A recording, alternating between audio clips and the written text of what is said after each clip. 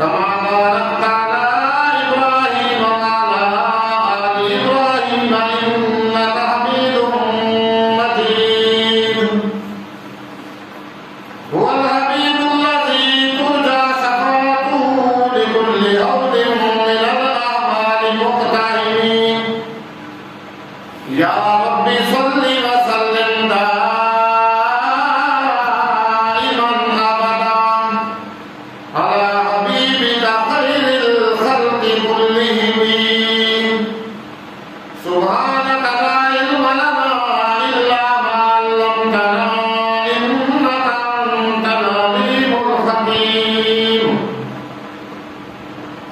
اشرح لي صدري ويسر لي أمري واحلل عقدة من لساني يفقهوا قولي اللهم رب زدني علما اللهم رب زدني علما اللهم رب زدنا علما.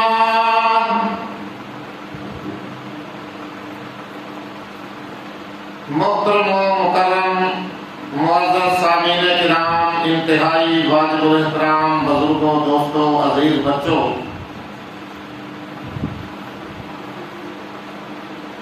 کافی دنوں سے جمعۃ المبارکہ کے بیان کے سلسلہ کے اندر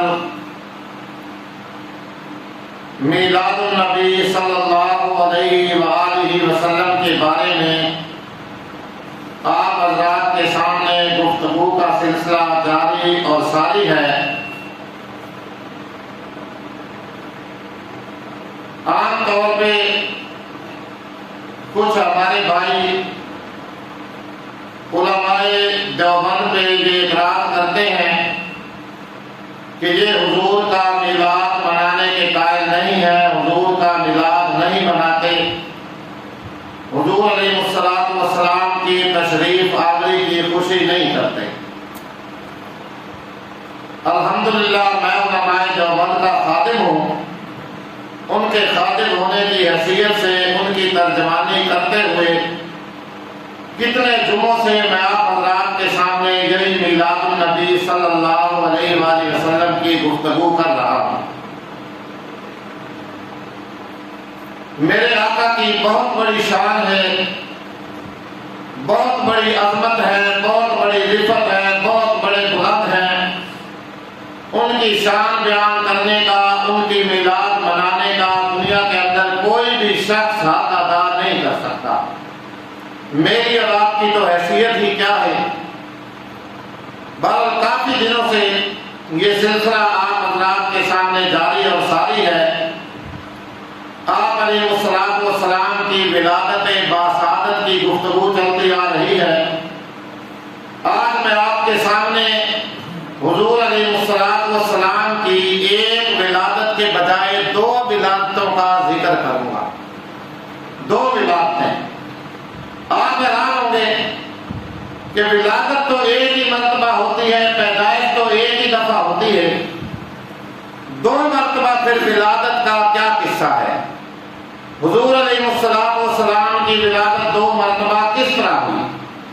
لیکن جب آپ میری گفتگو پہ تھوڑا سا غور کریں گے، تدبر اور سوچ سے کام لیں گے، تو انشاءاللہ یہ ساری بات آپ کے سامنے کھل کے آ جائے گی کہ اللہ کے نبی صلی اللہ علیہ وسلم کی دو دفعہ ولادت کس طرح ہوئی. غور کریں اس بات پہ. آپ علیہ السلام کی ایک دفعہ ولادت جمال ہوئی 8 ربیع الاول کو یا 12 ربیع الاول کو یا 13 کو یا 6 کو علی حاضر الاقوال المختلفہ. مختلف قول ہیں مؤرخین کے. کسی کی تحقیق ہے آپ 8 ربیع الاول کو پیدا ہوئے، کسی کی تحقیق ہے آپ 12 کو پیدا ہوئے، کسی کی تحقیق ہے آپ 13 کو پیدا ہوئے، کسی کی تحقیق ہے آپ 6 کو پیدا ہوئے. مختلف قولوں کے مطابق ایک مرتبہ آپ علیہ السلام کی ولادت جمال ہوئی اور پھر 40 سال کے بعد آپ علیہ السلام کی ولادت کمال ہوئی. یعنی ایک دفعہ آپ دنیا کے اندر ابن عبداللہ کی حیثیت سے ظاہر ہوئے اور 40 سال گزرنے کے بعد آپ علیہ السلام محمد رسول اللہ کی حیثیت سے ظاہر ہوئے. ایک دفعہ آپ کی ولادت جسمانی ہوئی، 40 سال گزرنے کے بعد ولادت روحانی ہوئی. اور اس کے ساتھ ساتھ یہ بھی یاد رکھنے کی ہے کہ دنیا کے اندر نہ آپ کے جمال کی کوئی مثال ملتی ہے اور نہ آپ کے کمال کی کوئی مثال ملتی ہے. نہ آپ جیسا صاحب جمال دنیا کے اندر کوئی پیدا ہوا اور نہ آپ صلی اللہ علیہ وسلم جیسا صاحب کمال دنیا کے اندر پیدا ہوا. اللہ اکبر. جب آپ علیہ السلام کی دنیا کے اندر تشریف آوری ہوئی، اس سال اللہ رب العزت نے پورے سال جتنی بھی عورتیں اس وقت حاملہ تھیں سب کو اللہ نے بیٹے ہی عطا فرمائے، بیٹے ہی عطا فرمائے۔ اور آپ کی خوبصورتی، حسن و جمیل، جمال کی کہانی اس طرح ہے۔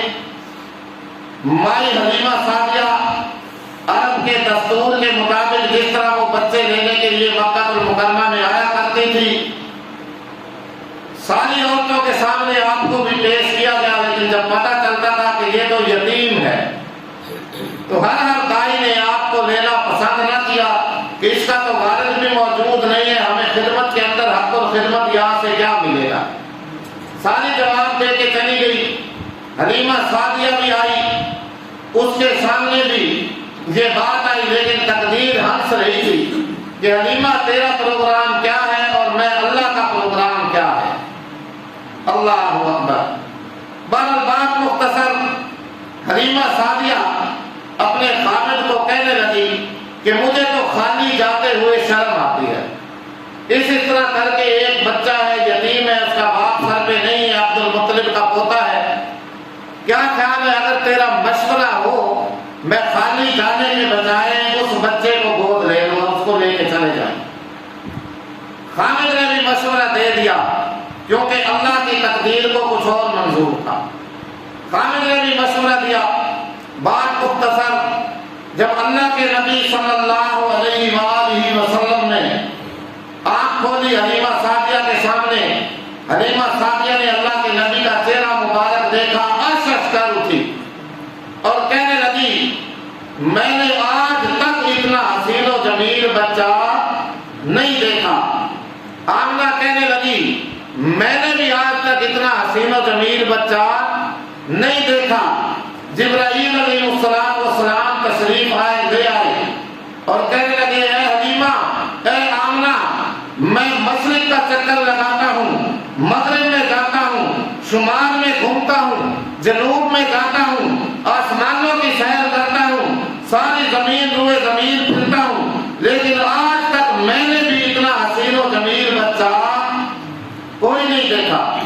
غیب سے آواز آئی اے حلیمہ تم کیسے دیکھ لیتی، اے آمنہ تم کیسے دیکھ لیتی، اے جبرائیل تم کیسے دیکھ لیتے، مجھے اپنے رب ذوالجلال ہونے کی قسم، اپنی کبریائی کی قسم، اپنی عظمت و بڑائی کی قسم، اپنی خدائی کی قسم، تم اتنا حسین و جمیل بچہ کہاں سے دیکھ لیتے، مجھے اپنی کبریائی کی قسم آج تک میں نے اتنا حسین و جمیل کوئی پیدا کیا ہی نہیں۔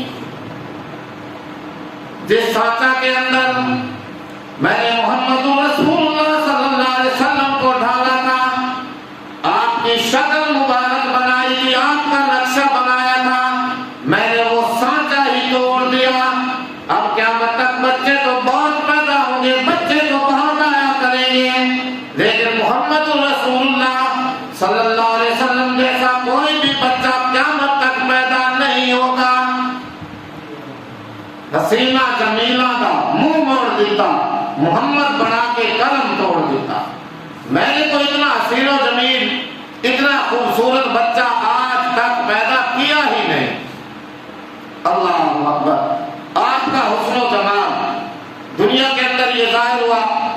روایات میں آتا ہے، سیدنا ابو ہریرہ رضی اللہ تعالیٰ عنہ اس روایت کے راوی ہیں، فرماتے ہیں کہ ایک دن مسجد نبوی کے اندر اللہ کے نبی صلی اللہ علیہ وآلہ وسلم تشریف فرما ہے، صحابہ کرام رضوان اللہ تعالیٰ علیہ اجمعین بھی بیٹھے ہوئے ہیں، رات کا کوئی وقت ہے، 14ویں رات کا چاند روشن ہے، 14ویں رات کا چاند کھلا ہوا ہے، پوری آب و تاب کے ساتھ پورے عروج اپنی جوانی کے اندر ہے، روشنی دنیا والوں کو پہنچا رہا ہے، اللہ کے نبی بھی تشریف فرما ہے، اور آپ حضرات نے دیکھا ہوگا کہ 14ویں رات کے چاند کی روشنی جو ہوتی ہے وہ کس طرح عروج پہ ہوتی ہے، اور چاند کس طرح اپنی روشنی 14ویں رات کو دے رہا ہوتا ہے، کبھی غور کرنا۔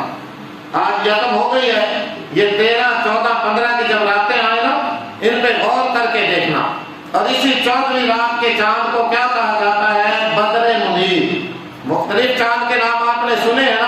ہلال بھی، بدر بھی، قمر بھی، انگریزی میں بھی مختلف نام ہیں، لیکن عربی کے اندر ایک نام ہے ہلال، ایک نام ہے بدر اور ایک نام ہے قمر۔ ہلال کہا جاتا ہے جو پہلی راتوں کا چاند ہوتا ہے، پہلی 2 3 4 5 ایسے چھڑی کی طرح جیسے بوڑھا ہوا ہوتی ہے چھڑی، اس کو کہا جاتا ہے ہلال۔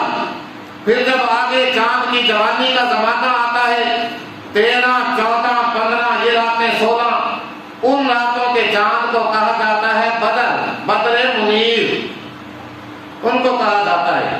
اور پھر آخری راتوں کا جو چاند ہوتا ہے 20 کے بعد 22 کے بعد، ان راتوں کے چاند کو کہا جاتا ہے قمر۔ تو یہ مختلف نام ہے۔ تو سیدنا ابو ہریرہ رضی اللہ تعالیٰ عنہ فرماتے ہیں اللہ کے نبی صلی اللہ علیہ وآلہ وسلم مسجد نبوی کے اندر تشریف فرما ہے، 14ویں رات کا چاند کھلا ہوا ہے، صحابہ بھی بیٹھے ہوئے ہیں۔ اب میں یہ دیکھ رہا تھا کہ 14ویں رات کے چاند کے اندر حسن زیادہ ہے یا میرے پیارے آقا محمد رسول اللہ صلی اللہ علیہ وسلم کے چہرہ مبارک کا حسن زیادہ ہے، اور مجھے یہ فیصلہ کرنا مشکل ہو رہا تھا۔ میں دیکھ رہا تھا، بار بار چاند کو دیکھتا تھا، بار بار اپنے پیارے آقا کے چہرہ کو دیکھتا تھا۔ بالآخر مجھے یہ فیصلہ کرنا پڑا، اللہ اکبر، جو حسن و جمال، جو نورانیت، جو روشنی میرے پیارے نبی محمد رسول اللہ صلی اللہ علیہ وسلم کے چہرہ مبارک کے اندر ہے، وہ حسن و جمال چاند کے اندر بھی نہیں ہے۔ اسی لیے کہنے والا کہتا ہے چاند سے تشبیہ دینا یہ بھی کیا انصاف ہے، چاند سے تشبیہ دینا یہ بھی کیا انصاف ہے، چاند کے اندر تو چھایاں ہے، میرے مصطفیٰ کا چہرہ صاف ہے۔ اور صحابہ کرام رضوان اللہ تعالیٰ علیہم اجمعین کی پاک باز جماعت وہ جماعت ہے جن کی عادت مبالغہ آرائی کی نہیں تھی، ایسے ہیچ پہچ کی باتیں کرنے کی نہیں تھی، بلکہ جو کچھ صحابہ کرام نے دیکھا وہی دنیا والوں کے سامنے بیان فرمایا۔ ان کی عادت یہ نہیں تھی کہ کیڑی کا ہاتھی بنا کے پیش کر دیں اور کسی چیز کے اندر مبالغہ آرائی کر دیں، ایسا ہے ایسا نہیں۔ جو کچھ انہوں نے اللہ کے نبی صلی اللہ علیہ وسلم کو دیکھا وہی دنیا والوں کے سامنے انہوں نے بیان کیا۔ بہرحال ایک حسن و جمال تو صحابہ نے بیان کیا، اولیاء نے بیان کیا، علماء نے بیان کیا، جی مختلف لوگ بیان کرتے ہیں، کتابیں لکھی گئی، لیکن ایک حسن و جمال وہ ہے جو ہمارے رب العالمین نے قرآن مقدس کے اندر اللہ کے نبی کا بیان فرمایا۔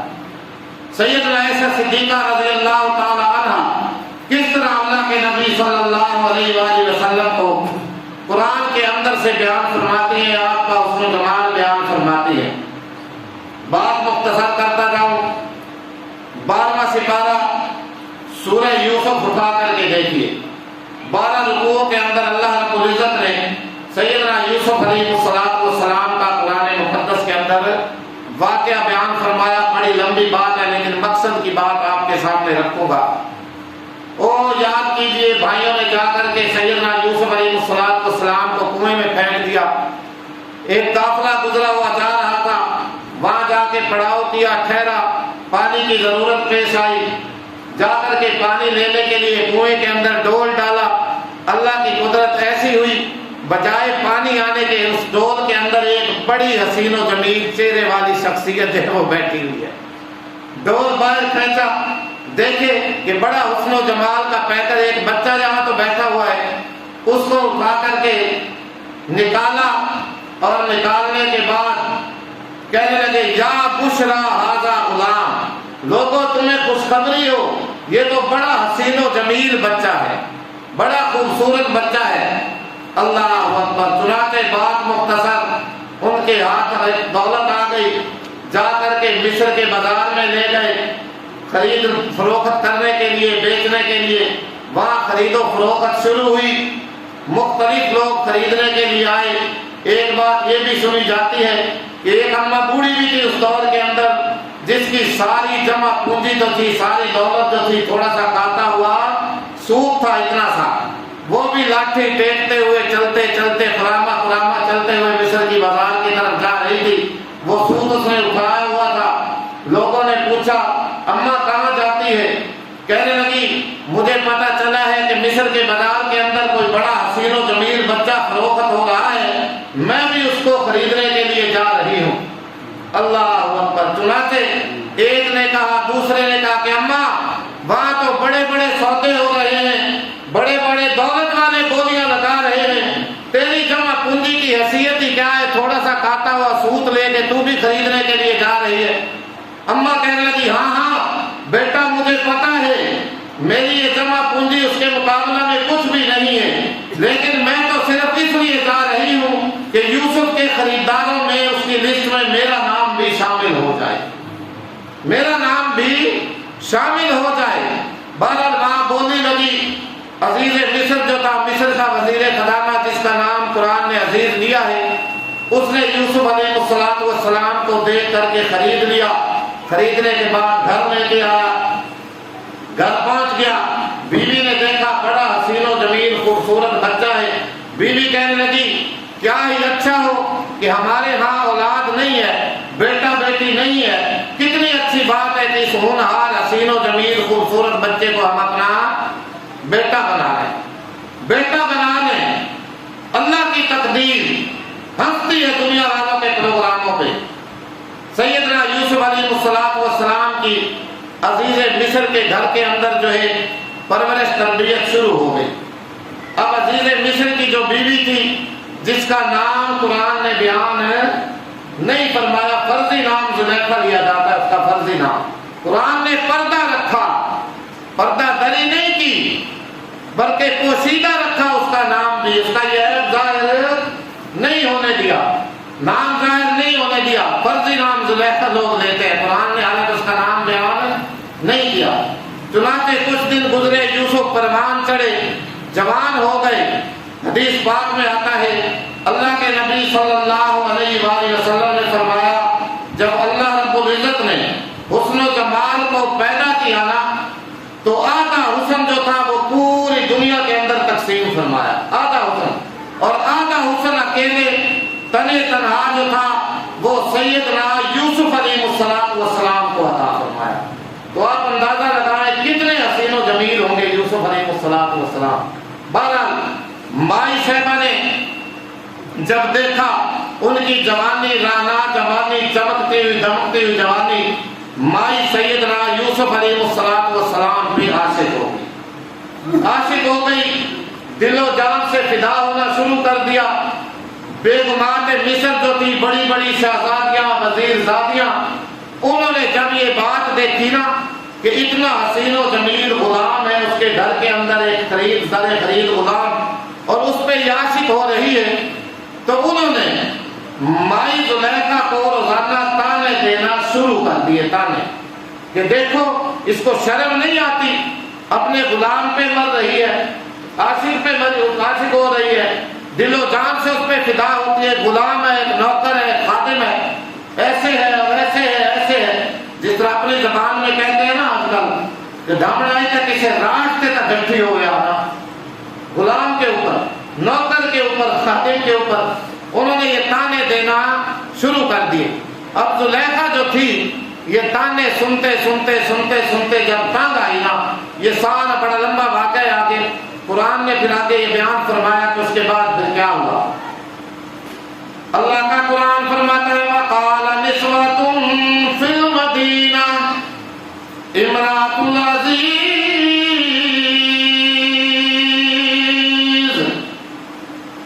मिस्र की औरतों ने, बेगुमात ने, बुज़राज़ादियों ने, बड़े बड़े वजीरों की बेगुमात ने, शहजादियों ने, वक़ाल निस्वतुन, निसा की जमा निस्वा, फिल मदीना, शहर मिस्र के अंदर, इमरातुल अज़ीज़, अज़ीज़ मिस्र की बीवी को ताने देना शुरू कर दिए। कहने लगी, तुराबिदु फताहा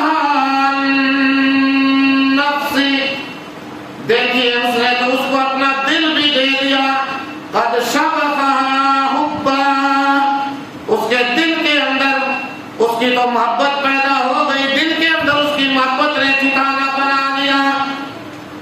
کہنے لگی اِنَّا لَنَرَاهَا فِي ضَلَالٍ مُبِينٍ،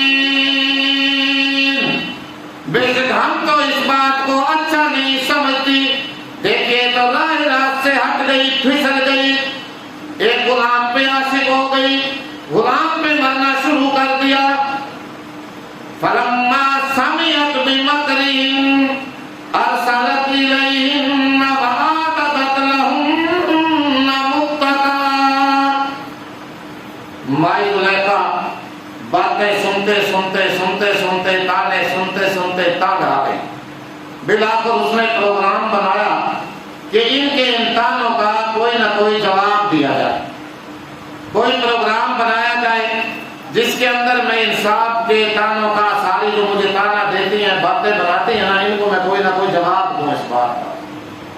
چنانچہ اس نے ایک ٹی پارٹی کا انتظام کیا، چائے کی پارٹی۔ ممکن ہے چائے تو اس دور میں نہ ہو، لیکن میں اس لیے یہ بات کہہ رہا ہوں کہ کھانے کے علاوہ جو بھی پارٹی ہوتی ہے نا، دعوت ہوتی ہے، اس کو ٹی پارٹی عام طور پہ چائے کی پارٹی کہا جاتا ہے۔ بہرحال وزیر کی بیوی تھی اور وزیر بھی وزیر خزانہ۔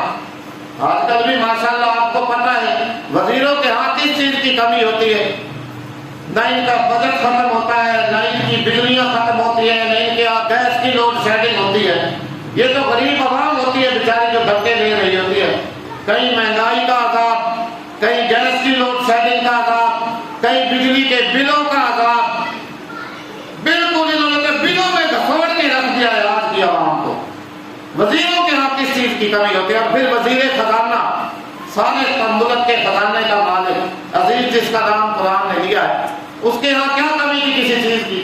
بہرحال اس نے ایک پارٹی کا، ایک دعوت کا بندوبست کیا اور سب کی طرف جو ہے ان بیگمات جو تانے دیا کرتی تھی، دعوت نامے بھیج دیے کہ فلاں دن، فلاں وقت، فلاں ٹائم پہ میرے ہاں تم سب کی دعوت ہے، لہذا سب کو میرے گھر آنا ہوگا۔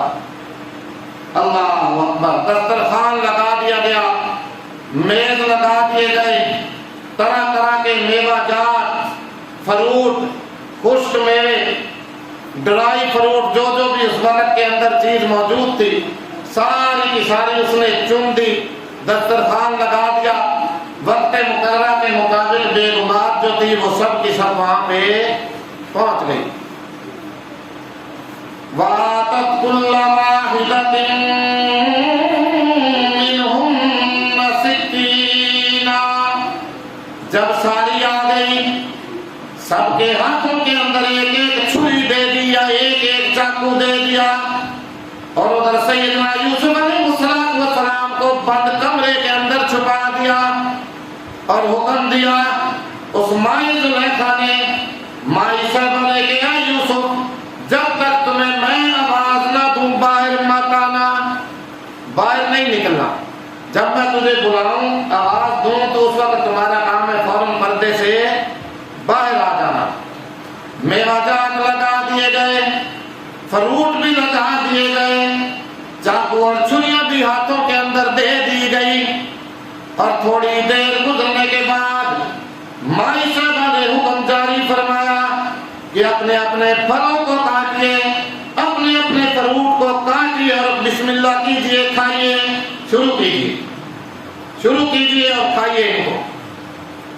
اللہ کا قرآن فرماتا ہے جب بیگمات مصر نے، وزراء آزادیوں نے، شہزادیوں نے ان پھلوں پہ چھریوں کو چلانا شروع کیا، چاقو سے فروٹ کاٹنا شروع کیے، اور فوراً زلیخا نے سیدنا یوسف علیہ السلام کو آواز لگائی، وقالت اخرج علیہم۔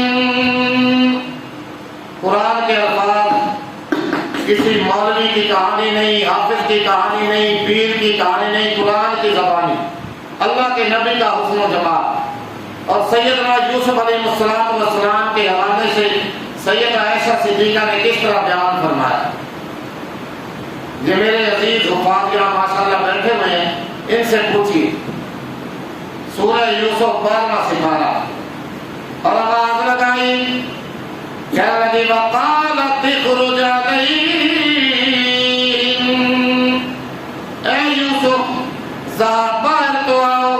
ان کو اپنے حسن و جمال کا نظارہ تو کراؤ، اپنا دیدار تو کراؤ۔ اللہ کا قرآن فرماتا ہے مائی کا حکم دیتے ہی یوسف علیہ السلام باہر تشریف لائے، بس باہر آنے کی دیر تھی جب سارے گزر آزادیوں کی بیگمات کی نظر سیدنا یوسف علیہ السلام کے چہرے مبارک پہ پڑی، جب حسن و جمال دیکھا، خوبصورتی دیکھی، رانا جوانی کا نظارہ کیا، کہنے لگی فلما رأیتہ اکبرنہ وقطعن ایدیہم۔ قربان جائے، جب یوسف علیہ السلام کے حسن و جمال کو دیکھا، اکبرنہ، اس حسن کو بہت بڑا سمجھا۔ قرآن فرماتا ہے اتنا حسن و جمال، اتنی رانا چمکتی ہوئی جوانی جو اللہ نے کسی کو بھی عطا نہیں فرمائی۔ آدھا حسن پوری دنیا کے اندر اور آدھا حسن بنے طرح سیدنا یوسف علیہ السلام کو، لیکن اللہ کے نبی اس سے باہر ہے، دنیا والے آدھے حسن سے مستثنا ہے، وہ اس میں شامل نہیں ہے۔ دیکھا، حسن کا نظارہ کیا، دیدار کیا یوسف کے چہرے کا۔ قرآن فرماتا ہے بجائے فروٹ کاٹنے کے، بجائے پھل کاٹنے کے، وقطعن ایدیہم، ایسی مبہوت ہوئی، بدحواس ہوئی، بجائے فروٹ کاٹنے کے اپنے ہاتھوں پہ چھریاں اور چاقو چلا بیٹھی۔ کسی نے انگلی کاٹی، کسی نے انگوٹھا کاٹا، کسی نے یہاں سے ہاتھ کاٹ لیا، ساری کی ساری زخمی ہو گئی اور تکتی رہ گئی، اور کہتے جائیں وَقُلْنَا حَاشَ لِلَّهِ، کہنے لگے اللہ کی قسم۔ بولو کس کی قسم کھا رہی ہے؟ کس کی؟ اللہ کی۔ مصر کی کراڑی غیر مسلم قسم کس کی کھا رہی ہے؟ پتہ تھا کہ سچا خدا صرف اور صرف اللہ ہی ہے۔ اللہ ہمیں بھی اپنا یہ عقیدہ بنانے کی توفیق عطا فرمائے، ہمارا بھی عقیدہ بن جائے کہ ہمیں بھی اوپر کوئی اللہ دیکھنے والا موجود ہے، ہمیں بھی کوئی ذات دیکھ رہی ہے۔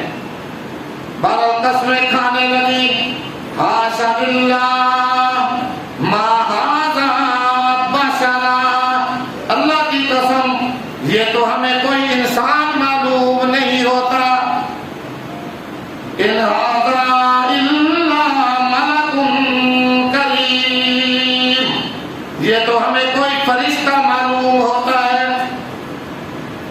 ہاتھ کاٹ لیا، انگلی کاٹ لی، انگوٹھا کاٹ لیا، زلیخا نے دیکھا، مائی نے دیکھا، موقع ہاتھ آ گیا، کہنے لگی قالت فذلکن الذی لمتننی فیہ، یہی تو ہے وہ جس کے بارے میں تم روزانہ مجھے تانے دیا کرتی تھی کہ غلام پہ عاشق ہو گئی، غلام پہ مرنا شروع کر دیا، نوکر میں فدا ہوتی ہے، فریفتہ ہو گئی، یہی ہے وہ یوسف۔ یوسف روزانہ میرے پاس ہے، 24 گھنٹے میں اس کا حسن و جمال دیکھتی ہوں، روزانہ نظارہ کرتی ہوں، لیکن میں نے تو آج تک نہ کبھی انگلی کاٹی نہ انگوٹھا کاٹا۔ تمہیں کیا ہو گیا؟ ایک تھوڑی سے لمحہ، تھوڑی سی دیر تم نے یوسف کے حسن و جمال کا نظارہ کیا اور اپنے ہاتھ کاٹ دیے۔ اس بات کو سامنے رکھتے ہوئے سیدنا عائشہ صدیقہ رضی اللہ تعالی عنہا بات سنا کے ختم کرتا ہوں، کیا فرماتی ہیں؟ فرماتی ہیں کہ مصر کی عورتوں نے یوسف کا حسن و جمال دیکھا، ہاتھ کاٹ دیے، انگلیاں کاٹ دی، پولے کاٹ دیے، انگوٹھے کاٹ دیے۔ اگر میرے محمد، میرے پیارے آقا کے حسن و جمال کا نظارہ کرتے اپنے دلوں پہ بھی ٹکڑے جاتے۔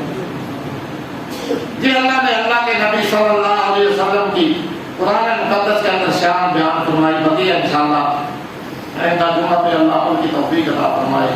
وآخر دعوانا الحمدللہ۔